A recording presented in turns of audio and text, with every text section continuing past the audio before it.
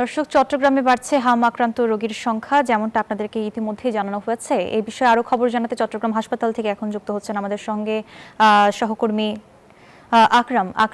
চট্টগ্রামে হামের আজকের পরিস্থিতি কেমন দেখতে পাচ্ছেন, বিস্তারিত জানাবেন। মেডিকেল কলেজ হাসপাতালে আসলে গত কয়েকদিন ধরে চট্টগ্রাম বিভাগে হাম আক্রান্ত রোগীর সংখ্যা কিন্তু দিন দিন বেড়েই যাচ্ছে। চট্টগ্রাম মেডিকেল কলেজ হাসপাতালের শিশু ওয়ার্ডে কিন্তু তিল ধারণের ঠাঁই নেই। আমরা যেটি দেখতে পেয়েছি, আসলে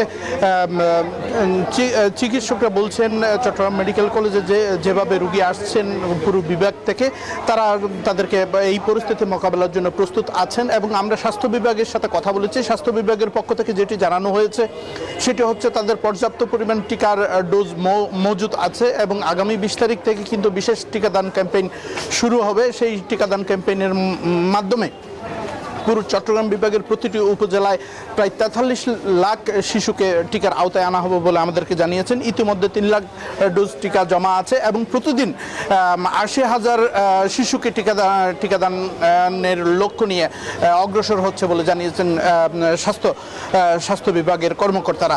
একই সাথে আমরা চট্টগ্রাম মেডিকেল কলেজ হাসপাতালে রোগীর স্বজনদের সাথে কথা বলেছি। তারা বলছেন আসলে সর্দি কাশি নিয়ে ভর্তি হয়েছে। পরবর্তীতে পরীক্ষা নিরীক্ষার পর সাসপেক্টেড রোগীদের নমুনা সংগ্রহ করে ঢাকায় পাঠানো হচ্ছে। সেখান থেকে রিপোর্ট আসার পরে হাম শনাক্ত হলে তারপর তাদের প্রয়োজনীয় চিকিৎসার ব্যবস্থা করা হচ্ছে। একই সাথে চট্টগ্রাম মেডিকেল কলেজ হাসপাতালে হামের জন্য একটি বিশেষ ইউনিট খোলা হয়েছে, যাতে হাম আক্রান্ত শিশুদের বিশেষ পর্যবেক্ষণের মধ্য দিয়ে তাদের চিকিৎসা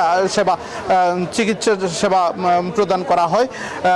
সেই বিষয়গুলো আমরা চিকিৎসকদের সাথে কথা বলেছি। চিকিৎসকরা আমাদেরকে যেটি জানিয়েছেন, আসলে আতঙ্কিত না হয়ে চিকিৎসকদের শরণাপন্ন হওয়ার জন্য পরামর্শ দিয়েছেন। এখন পর্যন্ত চট্টগ্রাম মেডিকেল কলেজ থেকে আমার কাছে ছিল সর্বশেষ অবস্থা। আমরা এখন যাবো স্টুডিওতে। মেঘলা।